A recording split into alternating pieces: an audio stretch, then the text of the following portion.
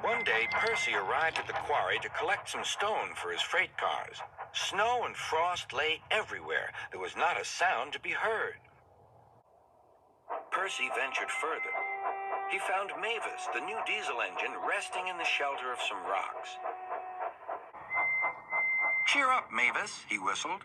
Mavis was still remembering the trouble she'd had with cars. "Manager says I don't listen to advice. He says I've no business jauntering down Toby's line. Toby's a fusspot."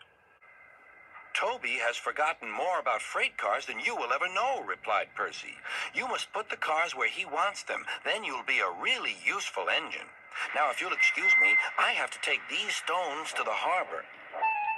Mavis liked Percy, but she still wouldn't listen to his advice. "Why shouldn't I go on Toby's line?"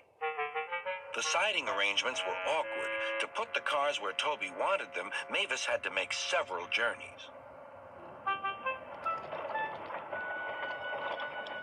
She started making a plan. "If we used the teeniest bit of Toby's line," she said to her driver, "we would save all this bother." Her driver, suspecting nothing, allowed them to go as far as the first level crossing.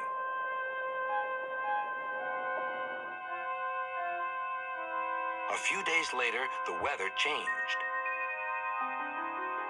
As the snow melted, the quarry grew busy again. Some trains were so long that before leaving the cars for Toby, Mavis had to go beyond the level crossing with them. Now for her plan. She would go further down the line without it seeming her fault. "Can you keep a secret?" she asked the freight cars. Yes, they chattered.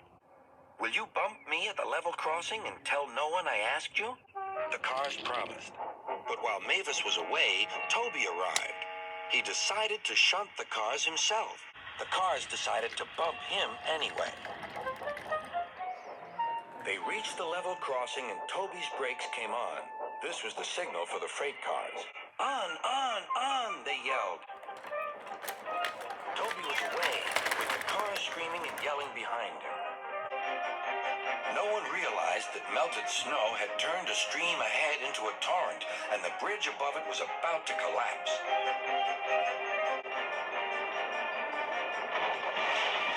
The rails were now like a tightrope across the thundering water. Stop, cried Toby. His driver fought for control. They came nearer and nearer to the bridge. It was all or nothing now. The driver braked hard.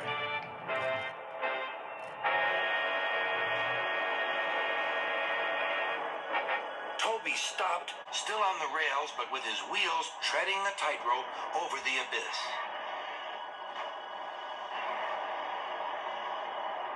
Mavis was horrified and quickly came to the rescue. Workmen anchored Toby with ropes while she pulled the freight cars away. Then she helped Toby to safety.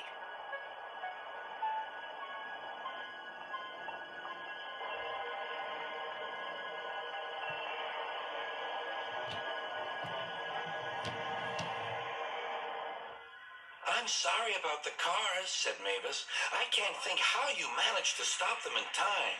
"Oh, well," said Toby, "my driver told me about circus people who walk tightropes, but I just didn't fancy doing it myself." Later, Sir Topham Hatt arrived. "A very smart piece of work," he said. "Mavis, you did well too, I hear." "It was my fault about those cars, sir," she faltered. "But if I could what? Come down the line sometimes, sir? Toby says he'll show me what to do."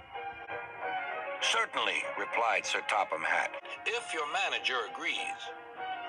And so it was arranged. Now Mavis is as happy as can be, and Sir Topham Hatt thinks she's really useful indeed.